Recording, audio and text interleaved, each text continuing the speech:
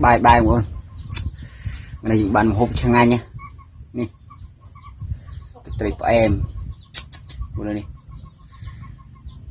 mùi nước trầy dương nè ô trầy pra lụa bài mà nhà một kia bên trui xóm nè chỉ đường vô thầm chiết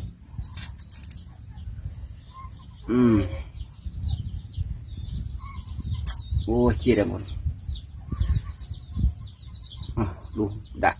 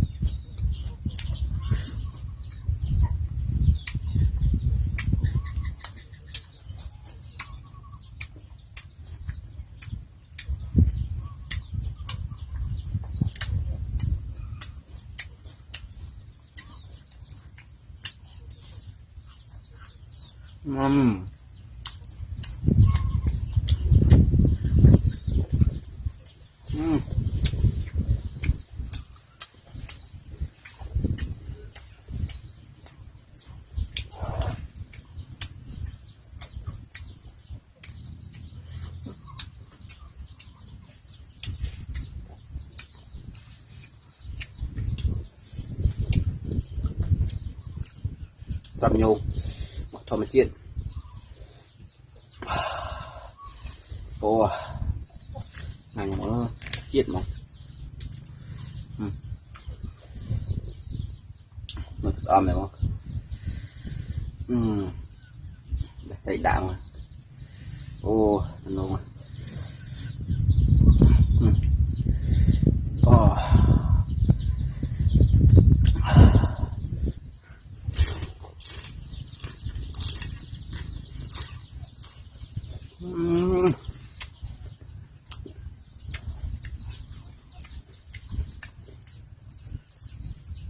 nó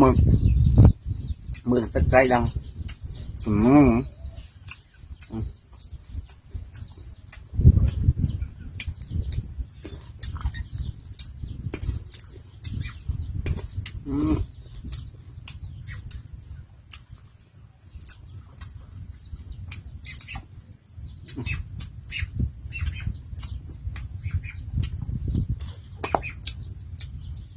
dạ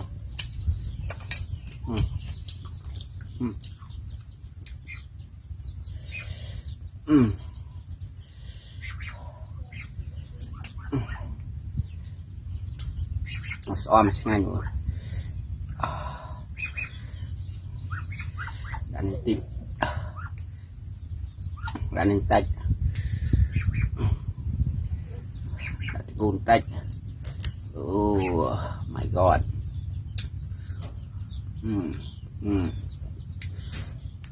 bật tay đã ngỏ oh my god chiết nè rụa dư nè ôi